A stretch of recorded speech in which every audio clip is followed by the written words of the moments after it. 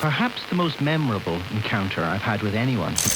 The way that I think e-commerce and retail is going is that there's much more expectation on the experience of the e-commerce journey than there was before. And things have changed, right? Convention is out kind of the window. The whole thing around funnels and starting at homepage, landing page, all of that is kind of out there, right? With social media, people being from COVID are using lots more channels to get into those experiences, and they're hitting to the product details page far more than they've ever done before. So what do you do? You have to have a system that you can rapidly change and redevelop and manipulate these different experiences as things change. If you've got this old kind of monolithic thing that's all fused together, it's really, really hard to move fast.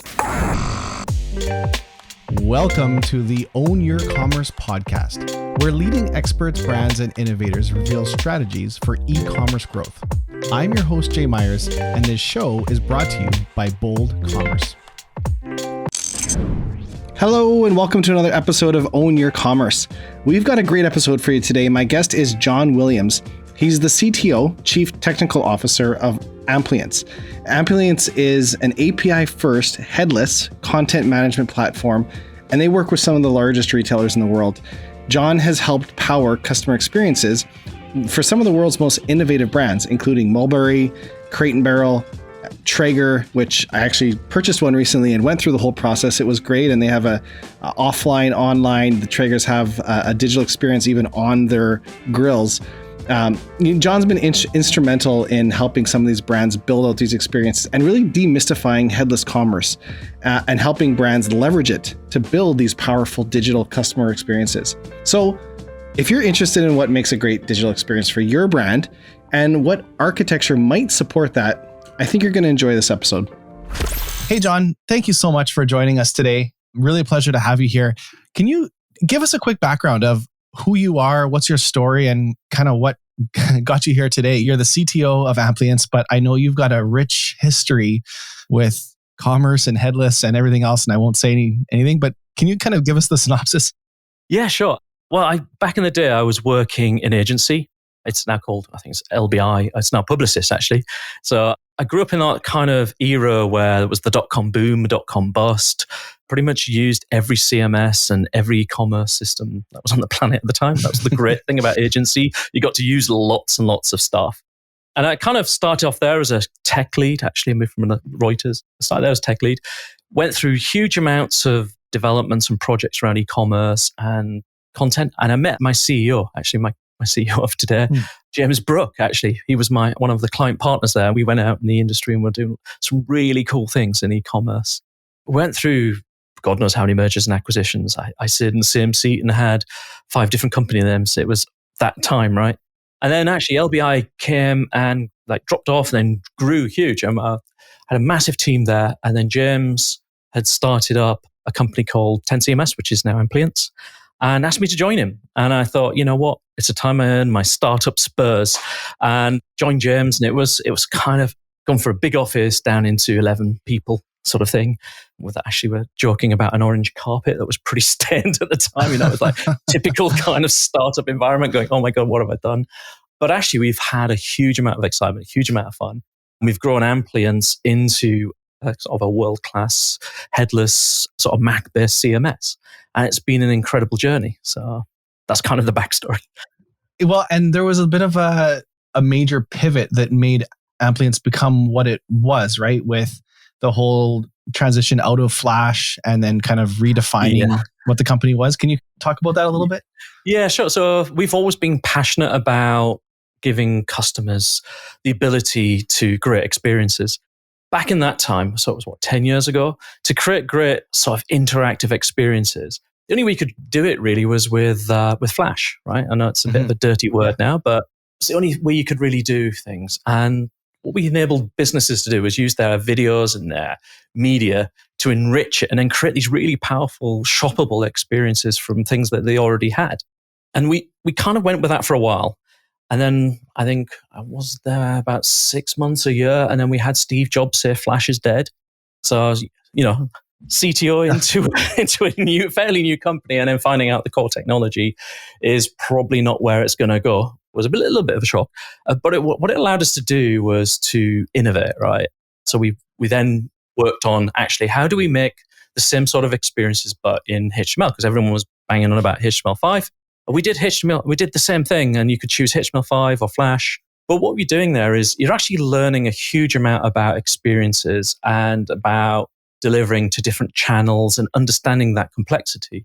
And actually what we did eventually was probably about 2-3 years later was we pivoted away from that and decided that moving away from just owning the head, as they say now, the presentation layer, is not really feasible, right? Because there's just so many presentation layers. You could be going into a native app, you could be going into, like now there's PWAs, SPAs, and it's not even that, right? There are just multiple channels that you can be delivering content and experiences to, whether you're, if you in store, when people do go back in store, you have associate apps, the guys walking around with the iPads, or even in customer services and support, and it just goes on. There are just so many interfaces now into your business that actually just a one-size-fit-all didn't kind of work.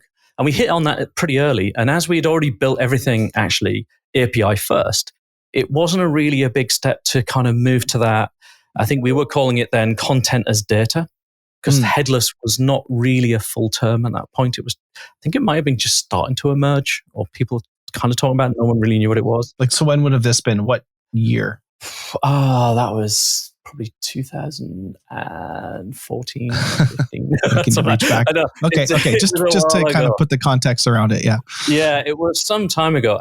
So what we did, we kind of went through a situation where we built this, we called it interactive merchandising. It was all flash and rich and fancy. Decided that probably wasn't the way. But between that, we also built dynamic media service, because we're all about experiences. We were dealing with so much imagery and so much video. Customers wanted us to take responsibility for it. And there was only one big product, which I don't know if I can mention.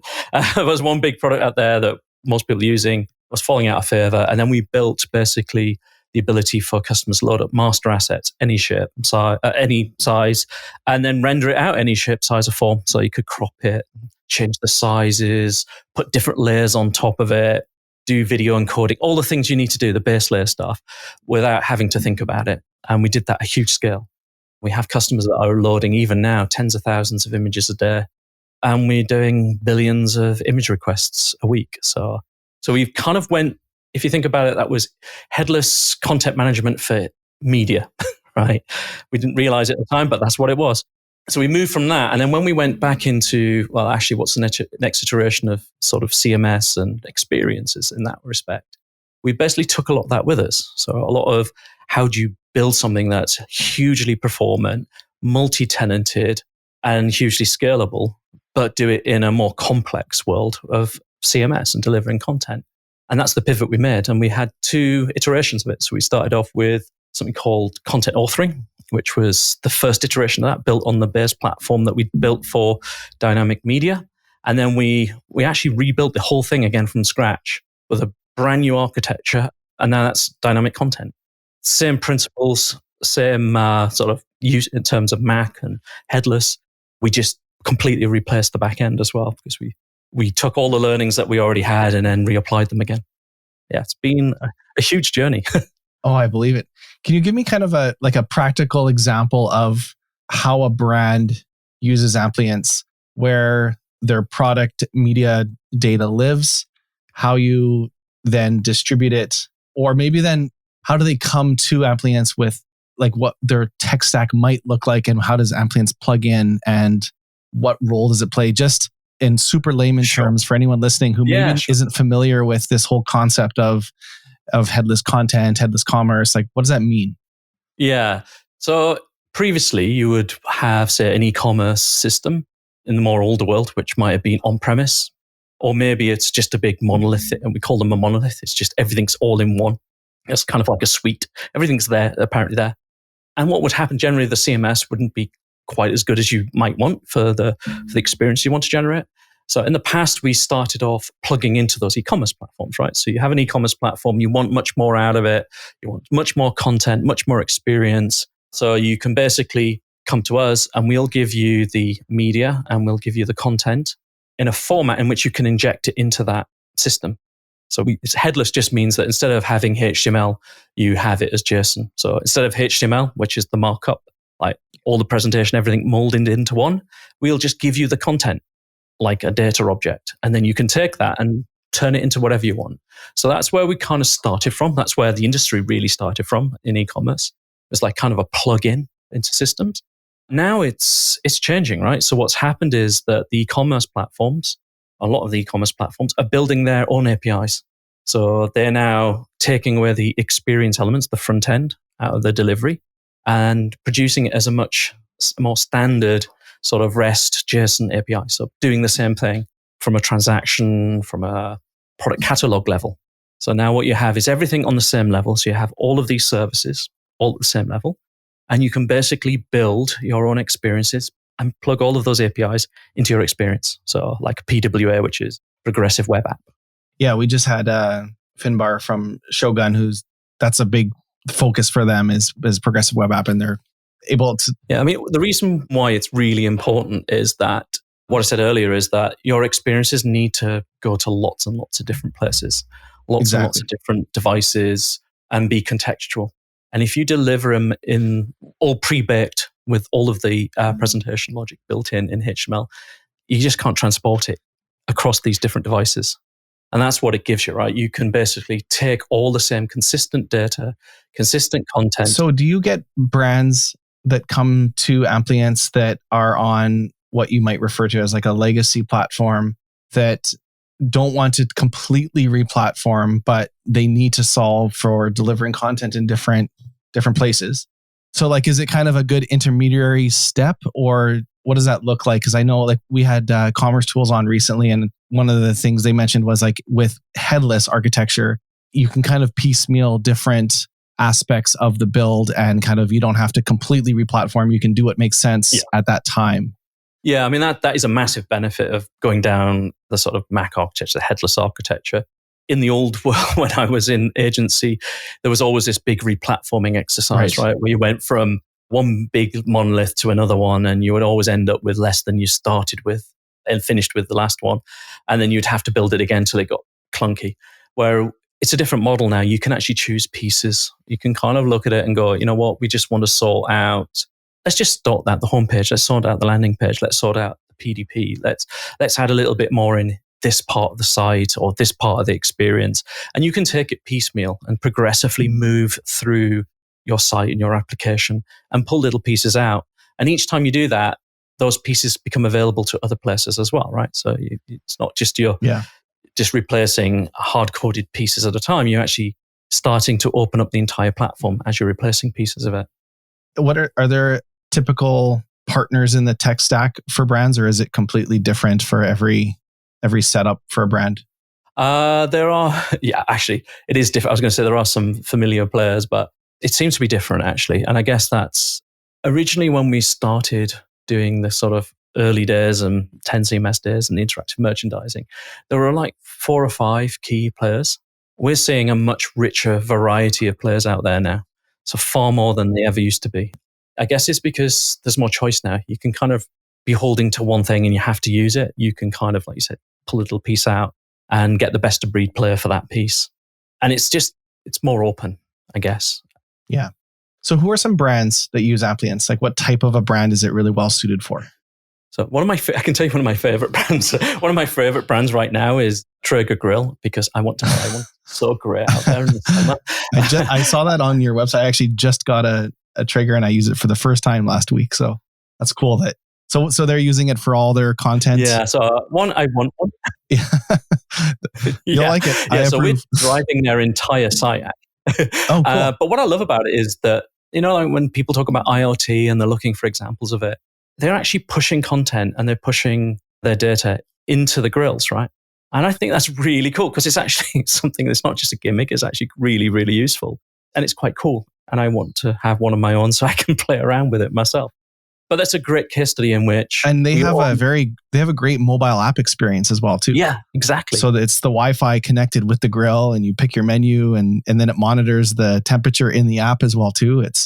Yeah, so they do it great, right? They've got a really big multi-channel experience. You go to the site, you go to the app, and then you've got the grill as well. And we were going through some really detailed discussions about How do you design the content so it can appear in the grill, because you got a really tiny screen. It's not like you can put like a whole paragraph text in, and it was just a really interesting exercise to go through, right? And it's a real IoT multi-channel kind of experience, and we're driving the entire thing as well, from the navigation all the way through to the content. It's one of my favorite. That's a great example of solving for content across different channels. And then one of my other favorite customers is Crate&Barrel, one of our first customers who helped us actually co-develop parts of the new system. And what I liked about them is they didn't just change the technology, they changed the way they're doing things as well, which I think gets lost in a lot of the technology discussions. They changed the way they're working from being more of a traditional e-com sort of team and passing different developments backwards and forwards between tech teams and that kind of separation, into being a true multidisciplinary team focused on their one area around e-commerce. And then we worked with them. So our technology helped enable that. And they just accelerate the amount of innovation, the development.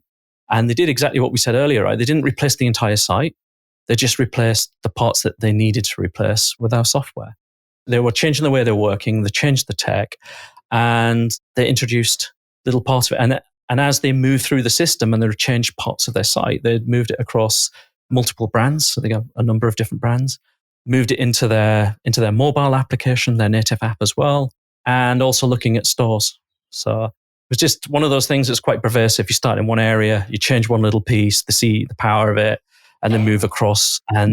But there's also the whole thing around changing the team as well to go in line with this new way of working. So they're still on their existing platform, but all the content now is managed by Amplience. Exactly, yeah. Yeah. Awesome.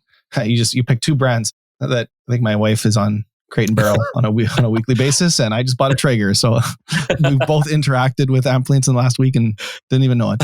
There you go. So I've heard from the development side, I can't remember if I was reading this somewhere or listened somewhere, but there's this concept of staging as an API as in the development process. And I thought that was really interesting and super useful. Can you speak to that a bit and what that is?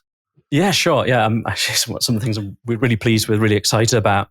So when we started with dynamic content, the system, one of the key things that we realized that customers struggled if they couldn't see what the outcome was of what they were doing, right? So if you're creating all this content in a form, you need to see what's going to happen to that. And then we had customers like Crate&Barrel and most retail customers that we know have this kind of concept of walking the wall. So you'd kind of set up your campaign, you'd put it in a calendar of some kind. Because they didn't have a system that did it, they would print it out, the designs of all the different pages and stuff, print them out, put it on a wall, and people would walk across it and comment. And what we wanted to do was enable that. So we had this kind of requirement to allow you to see what the content looked like, but at any point in time. So the traditional way of doing it would have been to create staging environments, right? And then synchronize different staging environments. But if you imagine the complexity around, you might be doing tens of campaigns simultaneously. It's just impossible, right? And then if you've ever had to deal with synchronizing environments like I have in the past, it's a nightmare. You never have enough. Yeah. And one environment's never synced properly with another one. And it just gets really, really complicated because it's all about the different layers. So what we decided to do was to challenge ourselves with, what if we just made a staging environment an API call? And we worked on that. So now what you can actually do is you can pretty much take a call to our system, which is an API call, and you can identify that call. You can decorate that call with an ID of a staging environment. So we basically generate staging environments on the fly for everybody. Everybody has their own staging environment at any point in time. So we're generating thousands and thousands of basically staging environments. And what it does is it takes the token, the ID of that stage environment, and it manipulates the API calls at the back end to then retrieve the right content at that point in time for that particular user and then return it back.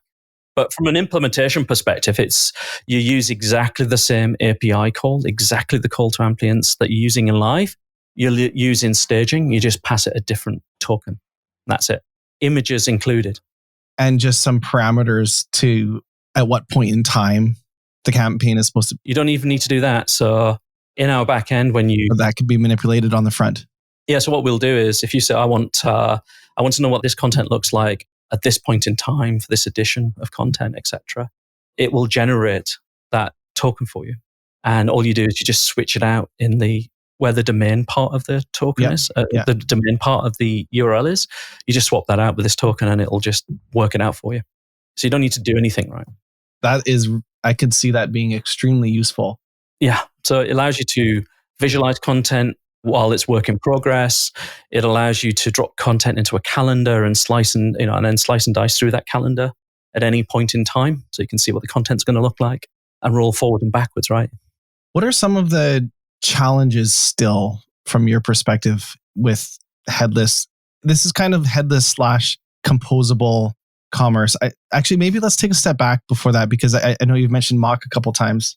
Our pronunciation is different. MACH, the MACH Alliance. And actually, we just became a member of that at Bold recently, a couple months ago, maybe. Can you just describe that? Why is that important? And what is that architecture? What does that mean? And then I want to talk about some of the challenges still to come with it. Yeah, sure. So MACH, if people don't already know, it stands for Microservices, API, Cloud, and Headless. Basically, it's a system that, so if we take it in its pieces, microservices means that you haven't got this big monolithic API set, right? It's like everything's quite discrete and isolated. So it means that you can do exactly what we said earlier. You can choose parts of your experience, of your app, and pull bits and pieces out and swap them in for these microservices, right? So that's one advantage of it. API, when we talk about APIs, we talk about the whole thing having API coverage, right? So it's not that you've just got this one little API that you really like and you've built. The entire system is a set. So everything you can do in the system, you can do through an API, right? There's no, you've got to install an app somewhere to make it work. The cloud, and when we say cloud, we mean cloud native. And what that actually really means is you get all the benefits from being on cloud around things like multi-tenanted.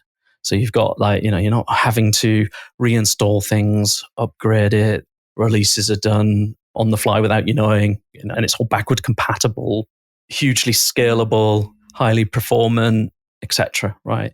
We're not looking at, say, an older monolithic kind of system that's being kind of wrapped up in a little cloud layer and then put on there, and you get your special environment. You basically get everything out the box is like on the cloud. You don't have to kind of install things.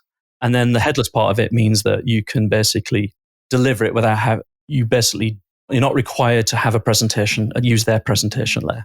You may be given an example of one, but you don't have to use it, right? It's kind of like you've got your own. You can roll your own presentation layer. That is a perfect definition. I think I'm going to clip that for one. And then if someone says to you, though, well, why would I want multiple technologies for my e-commerce? Doesn't that just create more headaches and more things to break or more things to go wrong? Or what's your response to that view? Well, I've spent, like I said before here, I spent 10 years building this stuff. And I think people get short memories about this thing, but every time you implement some of these like suites, and I'm not going to mention any of them, but I've done a lot of them. The reason why you go for them is they're all integrated. They have all the features you need. Then you're the implementer and you've got to do it, and you realize, well, it's not as simple as that. You've got to spend a lot of time setting up all these systems. Actually, you've got to do a lot of gluing together that you didn't expect to do. Then when you start building these things, you start fusing all of the component parts together because you have to customize it. And then it becomes term of spaghetti code. You can't find anything. So that's kind of the old world. And it basically fuses itself into a lump that you just never want to touch, right? You have that thing, well, Bob was built this and he's gone now and we don't know what to do if we change that piece. It's all that kind of thing, right? It can be quite tricky. I think the difference is that if you go down a route where it's microservices or this MACH type architecture, the benefit you get is that you get people who really focus on that one piece. They'll be delivered as cloud, so you don't have to worry about the infrastructure. Everyone worries about scaling that component themselves. You're buying that service to let them worry about scaling it. You just worry about how you're going to best use it and innovate on your platform. And you can build better experiences than you could have before, right? Because you've got much more freedom to pull these together and build some much more dynamic kind of experiences you couldn't build before. And something I've been talking about a lot, which is the way that I think e-commerce and retail is going, is that there's much more expectation on the experience of the e-commerce journey than there was before. And things have changed, right? Convention is out kind of the window. The whole thing around funnels and starting at homepage, landing page, all of that is kind of out there, right? With social media, people being from COVID are using lots more channels to get into those experiences, and they're hitting, say, the product details page far more than they've ever done before. So what do? You have to have a system that you can rapidly change and redevelop and manipulate these different experiences as things change. If you've got this old kind of monolithic thing that's all fused together, it's really, really hard to move fast.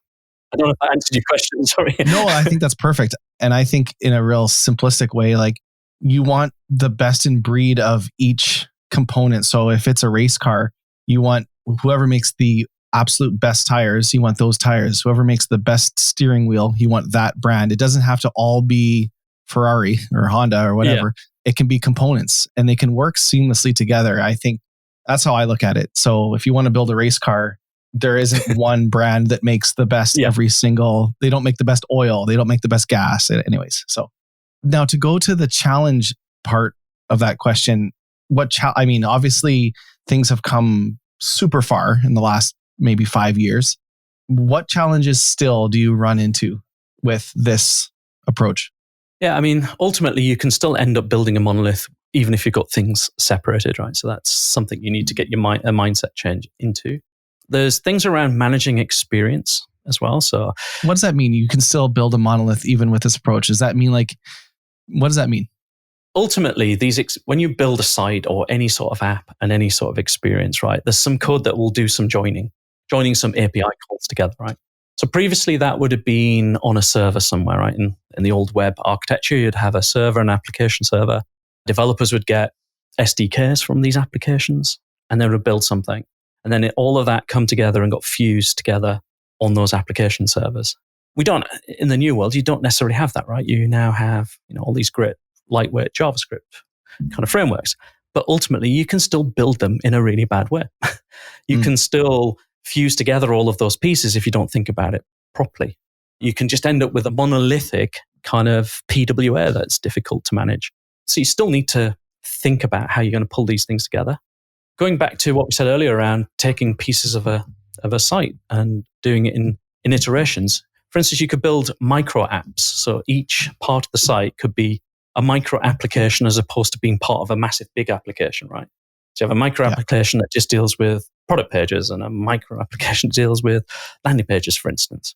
And you can deal with it that way. So it means that they're much more nimble and kind of agile and can make those changes. And some of the other challenges I see in things like MACH, which I pointed out a while ago, were the experience itself, if you're not careful, can be more difficult to manage if you don't build it in the right way and you don't use the right tools. So for instance, you have all of these API calls. They're not experience, right? They're APIs, they're data. So a developer takes that, looks at some requirements, designs, etc., and then we'll build an application that does what the customer says they want. But where does the management of that happen, right? If you're not careful, the definition of that experience will be embedded into the application. And it's something we've been really cognizant on for some time. And we've been working very hard on how do you represent experience, but in a headless way. So you don't just move the problem around, but you can define what the experience elements are, but you define them in a headless way. And then the developers can use those headless components, those definitions to build the experience. And then the business users then get tools to actually manage them. That's another problem you've got to be really careful of. And I guess one of the other kind of emerging problems is the switching problem. Everyone gets really focused on the sort of front-end experience, right? The consumer-based experience of an architecture. And always forgets a lot of the time about the back end, that there is a whole series of business users that are there as their day job to drive these experiences, drive the site and operate the site to drive revenues, etc. And if you've got hundreds of best of breed, well, not hundreds, but tens of best of breed products, how do you kind of manage that? How do you make sure that you've got the right business tooling so that people can do their day jobs without having to switch too much and context switch too much? And it just seems natural. How do I do that now? How do I run this promotion? How do I update the catalog? Those kind of things, right? That was been an emerging challenge and something that we're working really hard on with both internally in Amplience and actually with the rest of the people on the MACH Alliance as well, and talking about how do we do that. Do you have any thoughts around that? Is that education? I see agencies playing a role in a lot of this because to a large extent, they're the one educating the brands on how to operate their system. And I've run into this before. If anyone's listening and saying yes exactly to that. Like, any thoughts on how to improve that?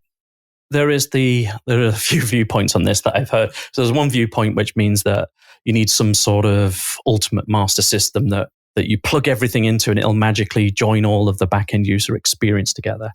I'm a little bit not in that camp, as you can tell, but I think hopefully, and that we'll get some standards around that would help that. I also think it's very contextual, like as in people play different roles within the business, right? And they don't do everything across all of the platform all of the time. They're very contextual, right? So what we need to do is build systems, and we're doing this with Amplience, that is extendable in a way that you can either join systems into Amplience or you can put Amplience into other systems, depending on the context. So if your job is very promotional, campaign, content, experience kind of driven roles, then you'd spend most of your time in our system, but you still need to have access to product data, segmentation, personalization, a whole bunch of other stuff, right, to augment your job. And we've built the system in a way that you can plug those in, that you can extend the UI. We're building a way of referencing data, so we call them third-party repos. We're in the process of doing that right now. It allows you to connect to other systems without synchronizing it again. And it helps you to kind of pull everything together that you need for your job at that point in time. And then having an easy switch from when you have to go context switch from I'm purely in the content experience thing, but like now I just need to manage my detailed product record and I really need to use a PIM now, right? Or whatever it is. The ability to switch over at that point, but then have that system also be flexible enough to bring in our APIs. Because ultimately everything we have is an API. So there's nothing stopping you joining all of these pieces up together. And I think that's an emerging part of the kind of MACH Alliance. It's nothing new if you think about it, even in the monolithic platform suite world. How many other players does a e-commerce implementation have, right? Sometimes there are 20 or 30 other businesses inside there, right? Different SaaS players. And business users had to even then switch backwards and forwards between these smaller players. So what I think we can do is I think we can do a better job of that. And whether it's, order management's probably a big one for monolithic platforms. Rarely are they the best at order management, or promotions are usually run somewhere else. And so it's a challenge anywhere. Yeah. But I think with the openness of the architecture, we've got an opportunity now to make that a lot better than it ever could have been before. B2B versus B2C. Are you seeing any adoption of this in the B2B space? Yeah, we're starting to see some adoption. I think that the trends I was talking about some of this earlier around the trends in B2B as opposed to B2C. And I think one of the things that is quite prominent is the change in generations in sort of the B2B land. As in a lot of B2B work in the past, the ones that I was involved with, tend to be very catalog kind of based. Like you'll have a list of all the things that you needed, parts or whatever. And you'd have the tradesman or the professional that kind of knew it inside out and would look for all these things. But with the younger generations, they don't think like that anymore. They're much more experiential. They use YouTube all the time. Their expectations are very different. And the B2B world needs to catch up in that respect as well, in terms of need to generate the same types of experiences and produce the same types of tools and move far more digital than they were before. And we're seeing some of that starting to hit right now. And even the divide between what's B2B, B2C, et cetera, is starting to separate. Starting to emerge. It's becoming a bigger gray area. Yeah. If just for a simple wholesale application, like if a Crate&Barrel wanted to have a B2B wholesale channel, would Amplience be a good solution to deliver a specific content, specific media products, prices, everything for B2C, and then different content for B2B using the same architecture, but just delivering based off of maybe who the customer is or login or something like that? Or would that be a use case for Amplience? Yeah, one of the benefits of having a system like ours is that you can define your content in a content model. So you basically you can have a schema and you can define your content. And our content lives in something called a graph, which means that all the items are connected together and you can make them more granular. And when you do that, it allows you to do really interesting things like B2C land. You do pure personalization, right? So you'd be able to go, get me this piece of content or give me a piece of content for this particular user or segment. And you could use the graph to pull the right bits back that you needed. And that same thing goes for B2B, right? So We don't necessarily deal with pricing because our realm is content, and you'd have another microservice deals with pricing or the transactional parts.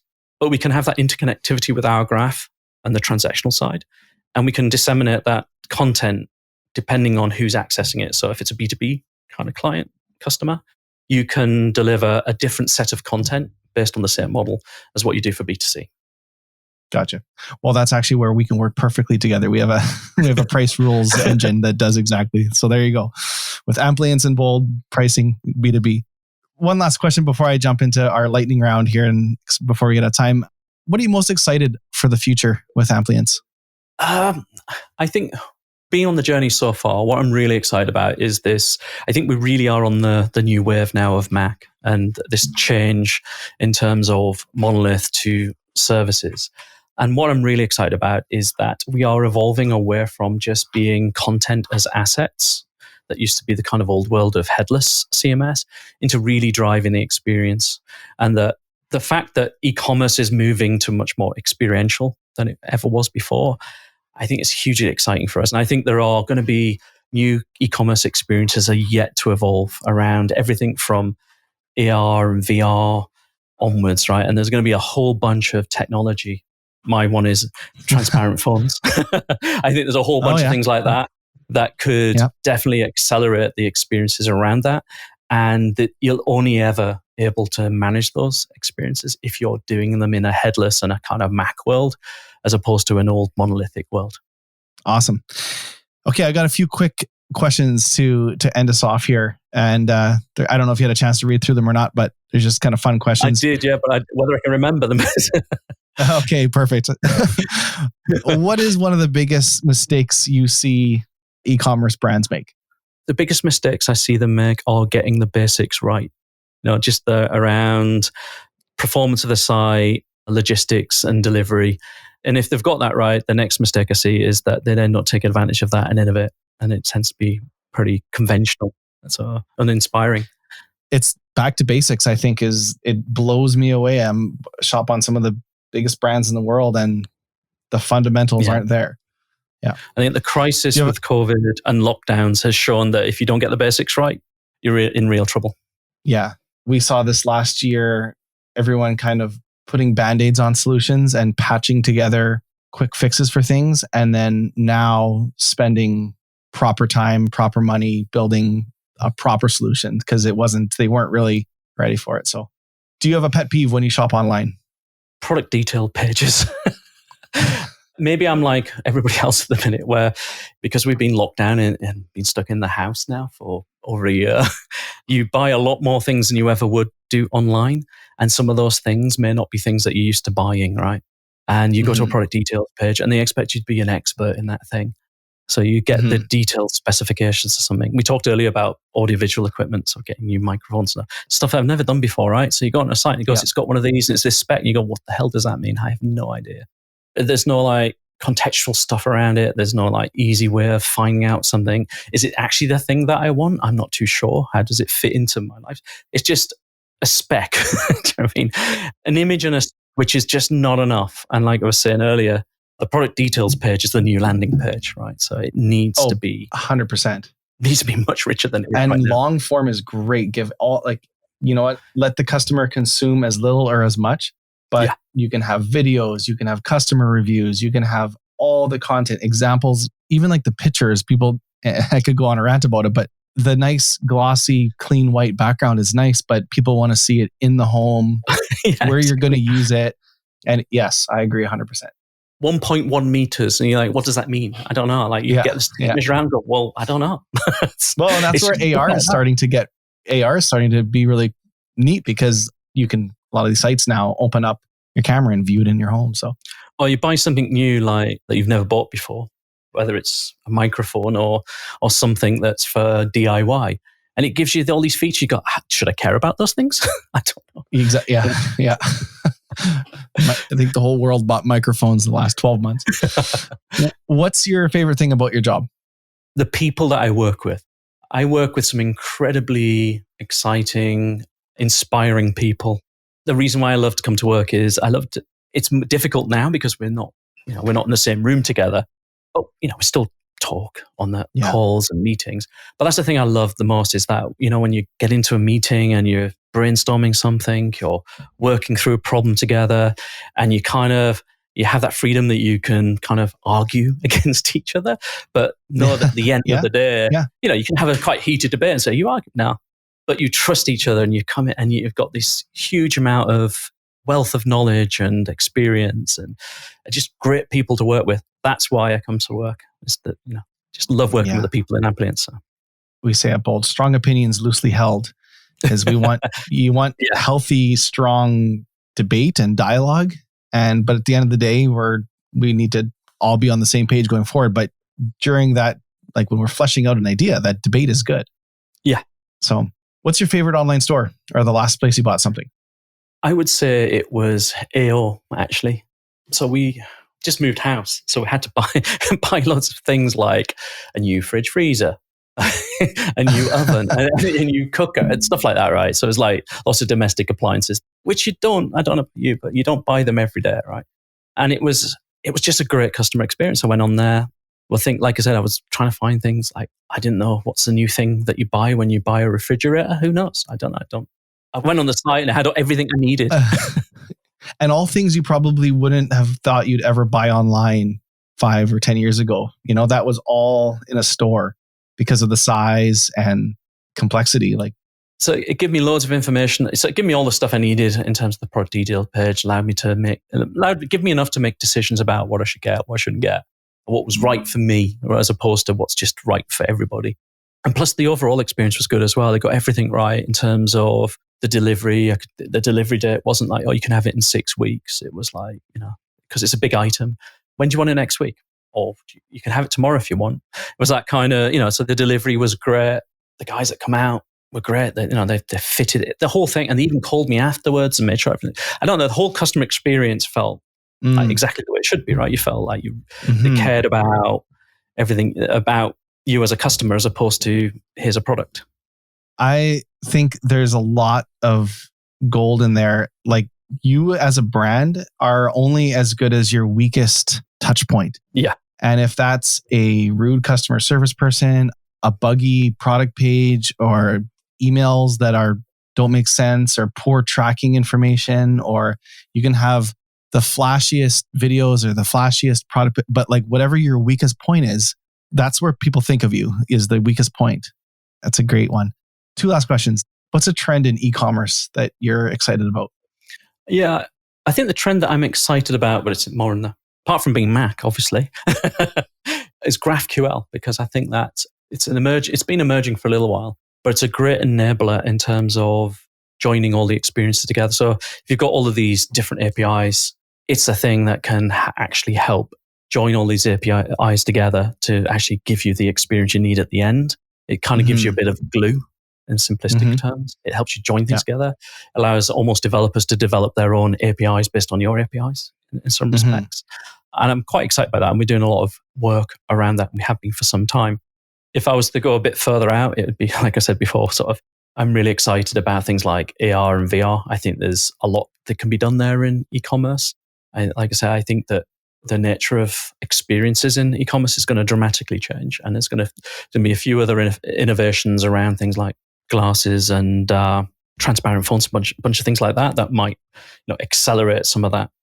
And I tend to look at things like China, for instance, which they don't have the legacy of all the older platforms and conventional ways of building e-commerce sites that we have today. And it's very different, right? And it's interesting to see how social and rich media and e-commerce and fashion shows and things like that all come together in kind of one experience, right? And it's completely different in a lot of respects to what we have in the West.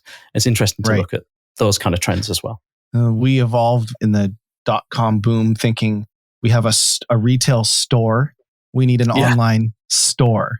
And it doesn't have to be a store. When you think about it, you should be able to, that experience can happen anywhere. But that's just how, what they say, if we gave the people what they wanted, it would have been a faster horse. Yeah. We only think in steps, right? So last question here. A lot of our listeners, they're business owners and entrepreneurs. You've gone through a interesting journey. And do you have any advice or quotes or things that inspire you? Yeah. Yeah. So I put a value in place at the very beginning in my team, in the sort of technical team, which we kind of live by, and it's best idea wins. And kind of what that means is it doesn't matter how long you've been in the business. It doesn't matter how much experience you've got. It doesn't matter about anything else, right? It's about the idea. So it kind of puts everybody on a level playing field.